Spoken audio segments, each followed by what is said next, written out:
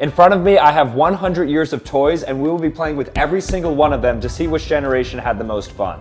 So let's do this. In 1874, two guys wanted to modify the rugby ball to make it look more like a watermelon, and so they invented this thing called the football, which has a leather casing and then inflated pig bladders on the inside of this. Is it still pig bladder? I don't think anymore they do it. There's like PETA and stuff reached out to the NFL. They were like, hey, can we just make something else? So I think nowadays it's no longer pig bladder, but nonetheless, it still retains its shape and it has like a cowhide now on it instead. So let's see if we have some fun with this. True American pastime. Are you a big football No, guy? I have actually no idea how to throw. Oh, really? I've never had I've tried so much. I know that you have to hold it like in the back Yeah. half, and obviously add Three fingers on the laces. Yeah. Yeah, like that. Dude, yeah, 3 fingers on the laces. And then how do you give it some spin? You just do that. You kind of like flick your wrist at the top of the yeah, there we go. Okay. That's pretty solid. And then of course you got your... In 1903, and kids were playing with crayons. So crayons are made of basically the same thing that's in like a candle, like the wax. And you could actually light up a crayon, don't do this, and it could become a candle. So you could use it to like burn and right. to create light. And like the wick is essentially like the paper wrapping. Yeah, so it would like slow it down and... Right, it effectively works. We actually did that in the life hacks video. Yeah, it's been proven, but still don't do it because fire hazard. You could even write the Declaration of Independence in crayon. Imagine Look if it how was fluid written that in crayon. How much more, we'd be a much better country. if Yeah, we I were- would care to read it. I would read that for sure. I would read maybe a lot of different, the Bible should be written in crayon too, get more people incentivized to be religious. Yeah, think about that, monks. So in 1916, we have the Lincoln Logs, and contrary to popular belief, Lincoln Logs were not used or invented by President Abraham Lincoln, despite the namesake. So this is actually the original Lincoln Logs. Oh, yeah, it says it on the box. I mean, I've had some decent childhood memories with Lincoln Logs. Like, I actually had like a white bucket full of just Lincoln Logs. I remember it pretty vividly. All right, so what happens with these is you just basically put these into these like so, and then they click in, and now you got a little structure that's, I don't know. Oh, maybe that's what the flat ones are for. Otherwise, these would Oh, roll okay. around. That's a much better idea. I think that what it's supposed to do is that. That makes sense. So, like, the flat one gives space for the round one to, like, level. Okay, so it's still preventing some rollover, but then, yeah, and we could do something like this, and we could build a little, like... Oh, now you're thinking like Frank Lloyd. Oh, yeah, so that's smart. That's it. We need length. Yeah. How do we get to length? Man, I mean, kids back then had to, like, be actual engineers and architects to make sense of this. Oh, look, a little window. Okay, we got something going on. It just starts taking form. And look, we have a door. Oh, yeah. This is what I'm saying. We're gonna have to put a little caution tape here so you don't trip over, but I think it keeps the snow out. Look at that. We're actually almost done too, which is crazy. Wait, but what's stopping us? Oh, that's okay, we can fix that. I mean, that's a house, that's shelter. Would you live in this house? I mean, if I was stranded in the middle of the woods. It's like a little decoration, it's like a little gingerbread house. That's cute. Stay up. Okay, don't yell at it. Oh, that's actually really nice. And voila, this is what in 1916 kids were doing. We did it in like 5 minutes. We just built an entire house, functional, I mean... With all the amenities and creature comforts that you'd expect in a modern house, but we're using like ancient technology. This is so much better than Legos. I think I could have survived back then as a kid. Yeah, absolutely. All right. Oof. Yeah, that was just a gust of wind. Blew it all down. In 1920, the Duncan's yo-yo became popular, but this toy was actually around since 500 BC in China. But the yo-yo, as we all know it today, the Limelight Duncan, which is the classic, came out roughly 100 years ago. So the same, like, the donut like company made this? Yeah, like Duncan. Oh. Yeah, no, I'm not done. I'm walking the dog. Oh, okay, I'm walking the dog. Woo! And that's like around the world. Yeah. And then rock the cradle, you do like this, right? And then you have people like, oh, look at that. Just try to bring it up and down.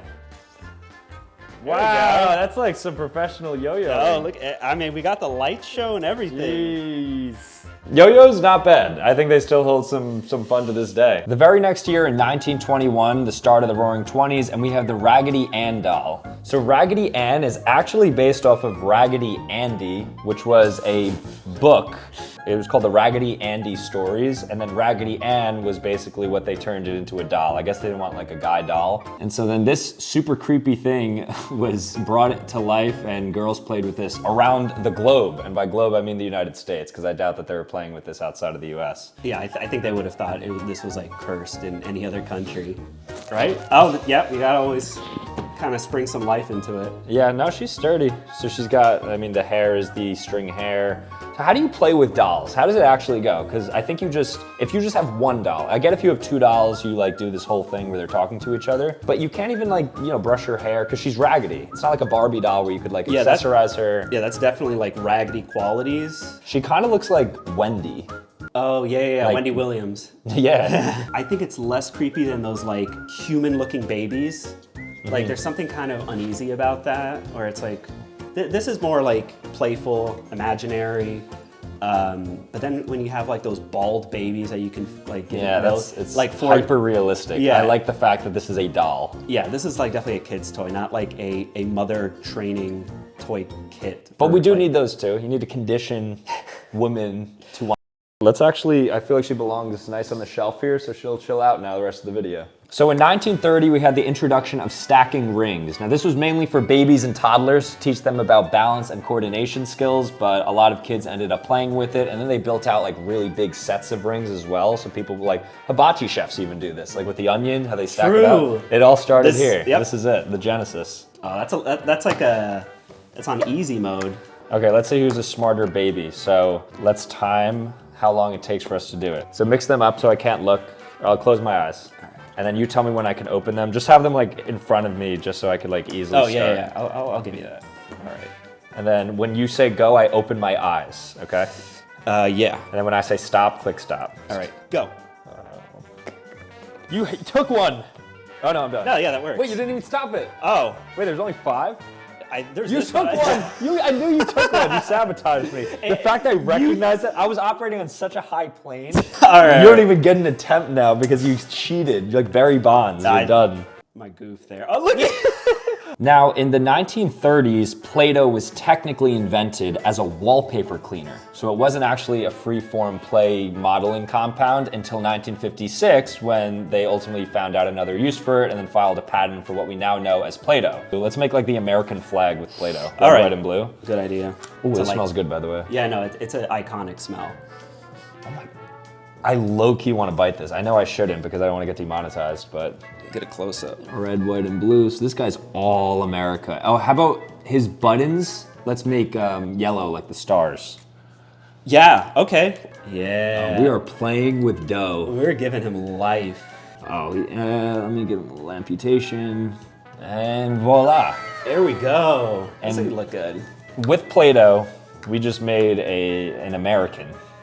There we go. Yeah, I mean, he's Italian-American, so that makes sense. Wow, what an inclusive snowman. Italian. In 1939, we then got the viewfinder, which was invented by 2 men, Harold and William. Of course. They don't have last names.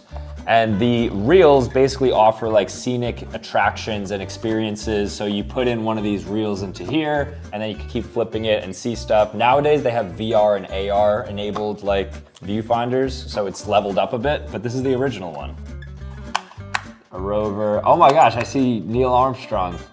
I see Lance Armstrong. What's he doing here? Hey, oh, look at that. You guys could kind of see. That's the technology's insane that you could see that. Yeah. And look here, you guys have the experience as well. You can see the staged moon landing. Yeah, there it is. Yeah. Okay, viewfinder. My mind would be blown. If I was in the 1930s and then I saw this with my own 2 eyes, I would think it's witchcraft. So model airplanes became a thing in 1848, but they weren't popularized as toys until 1940, and actually got a lot of people into aircraft, which I guess is good for like the airline industry and aviation. It's good to have a couple pilots, people interested in flying these really important things. So we bought some model airplanes, and we have a fleet of some elite airlines like Spirit Airline. And the then biggest in the country. American Airlines over here. I'm surprised the Spirit plane hasn't gone down, you know, just like, And then let's say this goes down, you just send the American Airlines the next flight going out in the same direction, and then everything should be completely fine. Yeah, those are the Boeings, it's in the name, they're like bounce technology, like Boeing. Oh, yeah. In 1943, the kids were playing with silly putty. So this was before Play-Doh was actually a toy. And so the first like moldable clay thing was actually silly putty. And this actually had a purpose to be stretched and broken and like thrown at people, whatever you wanted to do with it. You can't even really, like if you break it, does it even go back together nicely? Oh, it does stretch. It's kind of fun. Oh, it has like gum consistency. Oh my gosh, look how, let's see how far I can go. They say it can bounce too. Oh, it does bounce. Oh, that's fun. You can do a little bouncing bean. Wait, let's give it optimal roundness so we can see if it actually could be used as a ball. And I think you can use it as an eraser too. It might have, oh, okay, it contains asbestos and... So snip it? Yeah, that's asbestos with latex and rubber. In 1945, at the end of World War II, we finally got our hands on the official national toy of the United States, which is the Slinky. This is what kids used to do for fun.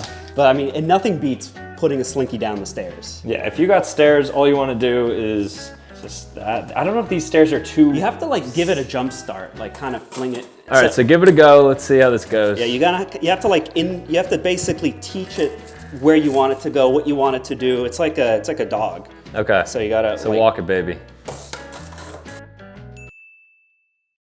In 1947, kids were playing with these things called the Tonka trucks. These were originally made of steel, and their big appeal is that they're apparently indestructible. What they're also good for is that this specific Tonka truck can just actually clear things out. So if you're cleaning up a mess, let's say you have like a bunch of Legos for some reason around, you just do demolition. You just clean it up. Yeah. Well, let's see. They don't make toys like this anymore. Nothing at all. Cool little toy. Now, if you've ever seen Toy Story, then you're probably familiar with Mr. Potato Head, but actually this was popular before then. In 1949 was the first time that the commercial for Mr. Potato Head hit the televisions of America. And what's interesting is that this was the first commercial ever to cater to a kid audience rather than adults. So even other toy commercials from like the 20s and 30s, they were catering to the adults to purchase it, but this is like directly was created for kids. So such a fun, harmless toy, like a potato head. He's so cute. I already like him like that. He looks like Sambucha hat. Now. He does, look at that, green hat and everything. There he is right now. Looks a little deformed, but we still love him. Yeah, and they still give him a smile if you don't give him a mouth. Really good sight with the glasses. And then of course we'll give him one of these funny noses. Hold the glasses up a bit more. I think we did pretty good, if I have to say so myself. I think that's 1 for 1. In 1949, the world was changed because a Danish company invented this thing called Legos, which honestly, this is the most popular toy. It's almost an understatement to say it's iconic. It's a construction block toy, and if you haven't heard of these, and you could just build whatever you want, and they've made movies out of it with Chris Pratt as the lead. They've made like Lego worlds in like every major city, and then this continues to be like one of the best-selling toys of all time. Yeah, now what, Lego Fortnite? I think we try to build a better house than we did with the Lincoln Logs. Oh, Oh. Look at this house. It's just a solid block of just, oh my God. Oh wait, what if we made it into a mobile home? Oh man, Abraham Lincoln, eat your heart out. You wish you could have produced something with your It's a mobile home. Isn't that awesome? Let me step on a Lego. Let me see if it actually hurts. I don't believe people who say it hurts. This has casualties. I'm just gonna step on it as if there's, like I don't know that it's here. That's so risky. I think everyone's lying. I don't think it actually hurts. Oh, it was in the middle of your foot. Oh, it depends on the location. Yeah. If you step on this like right on the middle of your foot, where it's like done. tender. You're like, done. This next toy was actually first invented in 1600, but the jump rope that we know today is from 1950. The reason why it got popular is because it's basically a type of toy that's also an exercise equipment piece, so it kind of doubles as that, so you can get into workout and then also have some fun. And I know some people are like insane with this. Yeah, they just like... yeah, I don't even... But when I see that, it defeats the purpose. You're not using as much... True, like you want to make it difficult for yourself and make it a whole body thing, because like that's how you get the most out of it. That's doing little tippy taps is like cheating. You could do like the double, like I guess it's more to like help with like tempo. Yeah, to time it. Yeah, but then like they do like. Oh, I know. Some people are insane. Yeah, I don't know what doing that, like, that's just giving yourself a break. That's like cheating. Like, yeah, look at me, I'm working out. Kids were using this as toys in 1958. Yeah, look at that. That's I don't think kids jump rope anymore. In 1950, before Barbie, we had Little People, which isn't that offensive nowadays? Can you call them that anymore? So Little People itself is a different toy in general, but this is the themed one for Barbie. Oh, interesting. Oh, so this is a collab. This is a collab, yeah. All right, so now we're gonna rank these professions based on how much money they make. Coming in dead last It's disrespectful. is the ballerina, who unless you're Or the scuba diver, the marine biologist. whatever she is. All right, let's just in academia or in the arts, they're not paid enough. After that, I would say the culinary woman. I think she's a chef, pastry chef perhaps. I don't think she's doing super well for herself. She got kicked in the first round of the Great British Bake Off. Yeah, assuming she's not a professional soccer player. No, even the professional ones. Remember that they were yeah, advocating to get paid more. So a women's soccer player gets paid less than a flight attendant, who is possibly now here. As long as she has no sponsorships. She might be sponsored, very true. Yeah. I know astronauts don't get a ton of money, contrary to popular belief. They make It's a government job also. Yeah, so you work for the government. So you're not making a lot of money anyway. But who is making a lot of money is your vet, who's making probably more than these 5 professions right here. And then I think the classic physician, your MD, is going to be making the most. So if you're a girl watching this and you want to be inspired by these little people, this is probably what you should be looking at. This is the most useful information if we're keeping it real. In 1951, kids were playing with color forms, and it's like this flexible vinyl material. I don't know what you can do with it. I don't know what kids were playing with, but we're gonna check it out. Oh no, yeah, this is like a sticker book. So you kind of make your own little scenarios. Here's our canvas.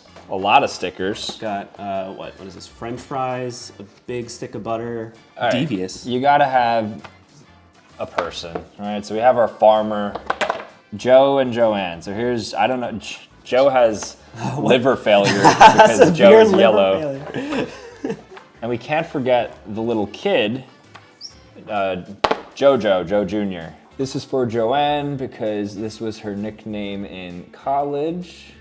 The Joe has a shovel because he just actually ended up burying in the farm something near and dear to him that he didn't think he'd ever have to bury at this point in his life. And it was his daughter, who now lays dead. And interestingly, and this is just a fact of life, the rats have already started to eat her decaying body because that's just how that goes. The wife realizes that she's actually culpable in this murder, as it turns out, because she's the one who made the food that poisoned and killed the daughter. Oh, and then framed their boy. So she's actually hiding her face now because everyone's starting to look at her because they're realizing that it was her who did it. The son has now gotten a rake because he plans on whacking her with it. He's waiting for his probation officer to let him out of the house because he's under house arrest right now. But when the officer isn't looking, he's going to run out and poke her. But the cow is a snitch and actually hears of Andy's plan, or JoJo's plan, and alerts the police canine, who JoJo, but then saves, of course, the murderous wife, which we were all rooting for anyway, because the daughter was possessed by an evil spirit, by the Babadook. And then finally, a pig comes and eats them all because that's the best way to hide all the evidence, and this pig just figures he's doing God's work by just getting rid of this terrible situation. Yeah, this family's messed up. Just they're only good for pig feed now. In 1953, a lot of boys started taking interest in cars, and so before Hot Wheels came Matchbox cars, which I think the origin of it is that the cars are so finely detailed that they match like the box cars. Like they have the same match as the frame of cars. Oh, yeah, I was kind of thrown off by the name. Had no idea that this was like for cars. Here too. Oh, this looks like some really old Ford model, maybe. What is this? This looks like a neat. Nope, that's a Mitsubishi. They got the little logo there. You got a fire truck here. So between our fleet of 19 cars and then our helicopter and model airplane, we have like a whole vehicle inventory built out at our disposal. In the 1500s, well before fidget spinners, people were playing with spinning tops. This actually dates back as far as 35th century BC. Place your bets. 3, 2, 1, go. Okay, wait, I win game one. You can't spin out the tape, you gotta be... Wait, I need to get the form right here. All right, we'll do best of 5. 3, 2, 1, go. I'm getting way too much, yeah. I think you're trying to do too much, and instead you're sacrificing. I had the right idea, but I don't have enough chances to be like perfecting that form. Wrap it up, your guys wait, what if I blow it towards yours? You can do whatever you need to do. Just do some, this is like the original Beyblades. Okay, so all right, we're going fair to enough. 3, best of 3. So final one, best of 5, so first to 3. So 2-0, 3, 2, 1, go. It's over, you just don't got I don't have the stability. I bet you one I spin right now with my left hand softly will still out. Mine's going crazy. I helped you, it gave a little bit of No, that's interference right there. Oh, mine's? Mine's still, okay, mine was at least second. Okay, not bad. Yeah, there's some motion Blue's there. gone, dude. You could spin yellow again, he wouldn't even be blue. 1957, and there was the creation of the Frisbee, which is just this disc, plastic disc that is shaped like this, and all you do is throw it, catch it, kind of like a football. Yeah, it's like throwing a ball without having to be like really high up. Yeah. Because like you can throw it low and you'll get some distance. Exactly, and it's used on college campuses, playgrounds. It was used everywhere in the 50s, and now it became what we know today. This won't be a good, I mean, it's so windy. You guys won't be able to tell, but it's like really windy outside. So let me see if I can get like a little bit of a straightening. You see how it will like naturally, if you throw it far enough? I saw it kind of curvy. It has to do like a barrel roll or something. I was actually pretty solid at disc golf. Like all you do is like, let's say this tree, going for the putt. You ladies okay? In 1958, Australian school children started using this as an exercise toy, and this is the hula hoop. And then America got hold of it. They're like, whoa, this is fun. And then we just turned it into a toy, and it was sold by Whammo for $1.89, which back in the day is actually a good amount of money. Yeah, that's like probably like 30 bucks or something. I don't know, that's kind of a lot for a round piece of plastic. I think everybody knows how to hula hoop, hopefully. Yeah, it's a good core exercise, I think. Oh. That was so much motion. I did so much for so little. The pay, like, what is this payoff? Like, how exaggerated do you have to be? What is that? Give it a spin. I don't know, we'll see. Yeah, Are guys not meant to do it? Yeah, maybe? do we just not have the hips? So bring it around town, right? Yeah, you would think that would like be the method. Okay, here we go. What was that? Shakira, all right. Hula hoop, tough exercise, fun toy, but like learning curve to learn how to do it. In 1959, Mattel made the Barbie doll. This one may look familiar because we played with it in a previous video. And this was meant to empower little girls to see themselves in the toy. And we actually saw a movie come out last year by the same name, made by Greta Gerwig, that ended up grossing $1.5 billion at the box office, which just shows you how powerful this IP is. Wow. Other than Lego, this must be the most popular toy out there. I think every little girl has a Barbie doll. This one in particular, and pardon my crudeness, is a pregnant one. Still having nightmares. You know, in its own right, like love it or hate it, Barbie is a powerful IP, and this one is a powerful woman who's pregnant, about to give birth to... 1960s, everybody was playing with glow sticks. If you don't know what these are, they're basically these blank sticks with liquid inside of them, and then once you give them a snap, it's like bones cracking. All of a sudden, a color will reveal itself, and they're glow in the dark, so you can now go into dark spaces. Hey, it's like an emergency like flare. I know. Isn't it crazy that a liquid can do this? Yeah, it's like tempting to like, you know, like slurp it up, but I have no idea what kind of chemicals are in that. Barbie, step aside, because in 1964, the boys started playing with their own dolls. This one called G.I. Joe. So he was an action figure. I think he's like meant to be like a military grade man who has weapons and an American eagle. This a bald eagle flying right there. So badass. It's so bad. It's so bad it's good. Oh. Oh my So you God. could put a handgun on the American bald Look eagle. at that. This is a weapon of mass destruction. That's insane. Imagine that flying over like a war zone. Just it's like a little like turret in the sky you can just use. And he could fly himself. Oh no. We could actually make the G.I. Joe fly. He was literally blessed right before him this. the eagle let him out. We're not a country anymore. Unless I see this again. Wow, and they just could fly together just across anywhere and just, wreak havoc. This is extreme. In 1965, we had a simple invention, but a toy that kids loved, and that was the barrel of monkeys. And it's exactly what it sounds like. It's a barrel of monkeys. More like a bucket. Yeah, I guess it originally came in a barrel. I Yeah, think they wanted to be conscious of like their waste. So your barrel of monkeys can get as big as you need them to be, and then if you want to connect with somebody else's barrel of monkeys, back in the day, before they had phone numbers to exchange, they just basically hooked up. This is the old like hook That's up. where the term comes from. Hook up, you talk about hooking up. That's fun. It's a good toy. Very simple concept, simple premise. Young people can play with it. Old people can play with it too. In 1968, the board game Twister was born, and this thing was an absolute craze. Families and friends were playing this around the world because it was a combination of skill and flexibility. Okay, so first spin. What do we got? Well, whose turn is it? Your spin, you have right foot green. All right, right foot green. All right, simple enough. I have right foot green. All right. Well, I guess I'll spin for my, Oh, yeah. when it's my turn, what we got? That was right hand blue. I don't know if this is gonna work really well for two people, because we could just really Right foot yellow. Left foot red. left foot blue. Okay. Left foot blue. Okay. Woo. All right. It's a little slippery. You're done. Left foot blue. Oh, you're gonna fall. You're done. Yeah, no, it's just like the slipping because I'm That's wearing part of it. socks. Yeah, I guess it is. Left foot blue. I'll spin for you so you know. Yeah. Oof. Okay. I'm like balancing. This is really. Left hand green. All right, that actually might. Nope. Well, that didn't help actually. Left foot green. Left foot. Okay. Is that? If you move.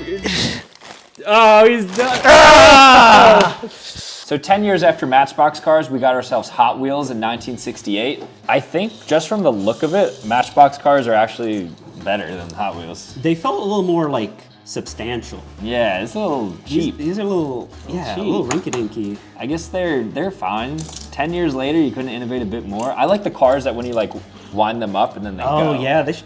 Yeah, why not do that? Here you just have to push them. Yeah, woo, fun. But that's Manual not labor. Yeah, it doesn't feel like the car is driving. So in 1972, actually a former NFL kicker from the Minnesota Vikings invented the Nerf football as a softer alternative so kids weren't hurting their arms or just getting hurt jamming their fingers. Wow. And so this is how the Nerf football, which looks like this, it's nice and soft, made of what would you call that? Foam. Yeah, I guess it's a foam football. Yeah, it's not a very comfortable catch. Yeah, You don't have a lot of feedback because when it comes leather in. is like. But that's the Nerf football. I'm sure this still exists. People play with it all the time. In 1974, and we have another Lego ripoff, it looks like, called Playmobil. Although this one, what it's geared towards is not so much the construction, but the building out of your social skills and language development. It's not very obvious, like with Legos. It's there's a very low barrier to entry in terms of just whatever you think about, you can create it immediately. This gives you instructions on how to pitch a tent. That's how you know this is intense. A tent like that. What was that, honey? You're asking why I'm so much bigger than you? Yeah, that's a good question. Is this my son? Oh, it's my son. That's Oh no, son, everything I said to you back there, I apologize. I wasn't in the right headspace. I didn't realize that you were my son. Speaking of which, oh look, it's our tent, fully functional. Son, let's go into the tent together. Good night. 1974, and we have a toy that I wouldn't really qualify as a toy. I think it's more of a headache or a brain game, and that's the Rubik's Cube. So the original Rubik's Cube was a 3x3 cube in which you can just change up the colors with the goal of hopefully matching them up. And there is over 43 quintillion combinations that you could make from this single square. Wow. And to think that whatever quintillion amount of combinations you can make, the pros like know how to solve every iteration. Yeah, every single one. Okay, shuffled up and everything. There you go. Okay. So what we're gonna do first is we're gonna go. What's the flow chart telling you? Here. Okay. Here. Oh. Uh-oh. You got one face. I know. Or two actually. Yeah. All right. Then it's gonna be you're getting here. Voila. Oh, this is a solved Rubik's Cube. That's way better than when I gave it to you. Yep. I could say that for sure. Told you. 1976, and kids were playing with Stretch Armstrong. This is no action figure like you've ever seen before because he is unbreakable. He is super stretchy. He's kind of like a combination of putty, silly putty, and then like a G.I. Joe doll. And now what I want to do is take his arm. All right. I'll take his arm, and now we'll just pull. That's very sturdy. Slowly. And you'll see that he is infinitely stretchy. Tell me everything you know. All right. And he's not even fazed by any of this. Take a look at his face while we're torturing him. The CIA could not even get to him. Stretch Armstrong is a beast. Oh, he returns back always to his original shape. So no matter what, after we just mutilated him, oh, it looks gross. he will always return. Dude, they gotta make him so fleshy. Back to his original form. Let's see if you get him caught in a door by accident. Oh, oops, sorry. Like Stretch Armstrong got stuck in a door. Weird stuff going on. He's he's like an octopus. oh, Stretch Armstrong. Isn't this what you want? This is what happens when you don't pay your chiropractor. In 1980, this toy called the Skip It was invented, and all you do is put your ankle through here like it's an ankle brace, and then you skip this around you, and then you have to kind of hop almost like jump rope when it swings around. Oh, yeah, I remember commercials for this. How do you even? It's like an ankle bracelet. So I see. It's like a one-legged jump rope. Yeah, something like that. Huh. It's hard to get going. Yeah, how do you? Okay. Yeah, like just kick it with your left foot a bit, like try to drag it around. Yeah, and then try to hop it. What if I do it in like counterclockwise? Oh, you know what? Oh, you were trying to do something kind of like so that's how there. you do it. Yeah, I think. Oh yes, that's it.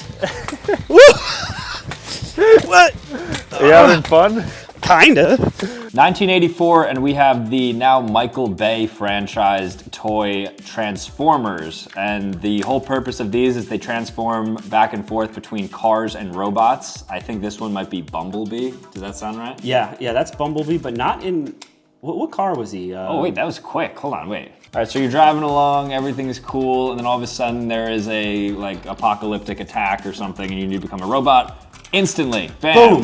In 1993, we got ourselves the well-known toy called Beanie Babies, and these are just a bunch of different animals. They have some beans at the bottom of them, so you could sit them down, you could play with them, you can open up their hands, you could use them as dolls, whatever you want. That's where the beanie comes from, gotcha. You do whatever, it's a Beanie Baby, it's fun. Yeah, it's kind of like you look at it for a little bit, but then you just kind of cherish the ownership of it. It's like it's a very consumer, it's a very consumer product in the sense that you just own it just to own it and just have it and say you have it. It's a collector's item for sure. Yeah. Very cute. This man right here you may have seen before. We probably beat him up a good amount in the last video. We're gonna be nice to him today, but this is the Tickle Me Elmo, which in 1996 first came to the market. It helped to really popularize Sesame Street. Of course, this ended up being banned because of a lot of different reasons, mainly because of battery malfunctions, and it also said some pretty gruesome things.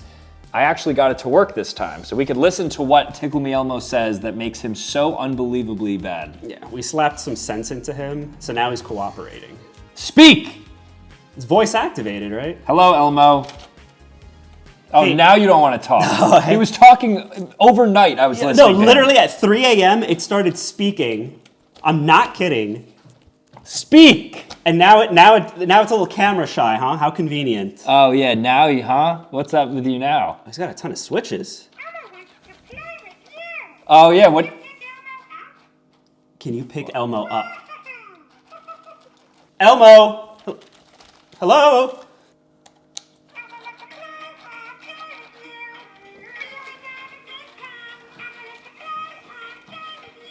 He wants to play a game, all right. All right.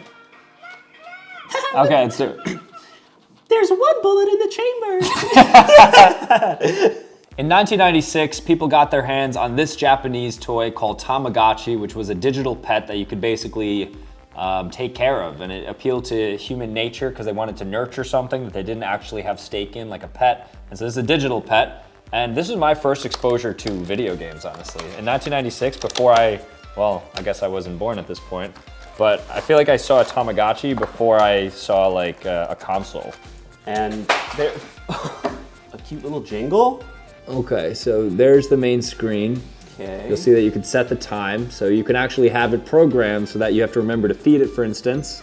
Yep, and then you just wait right here as it's going, and then eventually it will ping you to take care of your pet and to do something. That's right.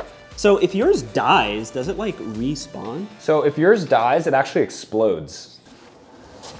In 2000s, the Razor scooter was invented. It was an alternative to the bicycle because it was more easily foldable and carryable around, more cumbersome, if you will. But what's cool about this is that anybody can pretty much pick it up quite easily. You just put your foot on it and then you go. You take off. And so you would ride this around the neighborhood with your friends, take it where you gotta go, and then you could just fold it right up. I mean, is it really smaller than a skateboard? Yeah, I think you're right. Like, is this even smaller? Yeah, no. It's height-wise taller than a skateboard, and then, I mean, even if you push this handle in, it's still gonna generally be like as big as a skateboard. Yeah, you can't even like fit that like in a backpack. I see people take out those like little mini boards from their backpack and then they like, zoom around campus. Do you want me to like help spin it? Ah! In 2016, kids finally got Play Robots. This one's called the RC Robot. It's actually only $25 on Amazon, so anybody can get their hands on a robot nowadays, which is crazy. Wow. Oh. Hello, buddy. I'm your new partner, Airlock. I have a lot of skills. I can sing and dance. Yo ho, my friends, come on. Let's rock and roll. Music. Oh! What the heck? Don't look at me! Don't look at me! Yay! Look at back up. No more music from you. All right, so now I'm controlling him. Backwards. Oh, cool. Wait, he could dance. Oh, give some of your dance moves. Let's see. Is it a Chinese man? Yeah, it's a Chinese man. Okay, you don't have to. It's authentically a made in China product. I kind of like that it's made in China and it has a Chinese man voice. Let's see if he's gonna commit. Ooh. Okay. Wow, he knows the boundaries. He's actually smart. Ah! I love this thing. On to 2018, and we have Red Dead Redemption 2, made by Rockstar Games, and many people consider it to be the greatest graphical game of all time. Like, absolutely beautiful, almost realistic, and so here's some gameplay of that. So I personally have never even played Red Dead Redemption 2 before, but I mean, this is like stunning. Like, look at the animals in the distance over here. Even the horse, like the details of the tail. This is at 4K as well, and this is 2018, so imagine what GTA 6 is gonna look like. Here's some scene just like riding, I don't know, is that Arizona maybe? Just like outlaw, out west. Oh my God, this really is crazy. Even the galloping of the horse, like the timing of the sound of the hoofs on the ground. What's amazing about this game too is like the way that light and shadows emerge. Oh, look at that. It's like that's the way a horse would be climbing up a mountain. So kids nowadays have it super good with video games. I mean, they've been around since the 50s with like Tennis for Two, but I think this is the prominent game of 2010s. Anything like PC or some of these high-gen consoles. And finally, sticking on the theme of video games into the 2020s, and we have Unrecord. This is an unreleased game that's coming out, I believe, in 2024 this year for PC, and it just shows you a POV of a tactical police officer going through different things, and this is actually gameplay. Like, this isn't like footage from a video camera. Like down to the graffiti on the wall. I mean, it's basically indiscernible from reality, which is kind of crazy. So kids have gone from playing with balls and yo-yos and slinkies to just basically living life. To which that I'd say, just go outside. I think that's the point of this video. Anyways, guys, thank you so much for watching. If you want to see more content, make sure to click here or click here. Otherwise, subscribe on your way out, and I will see you next time. Peace.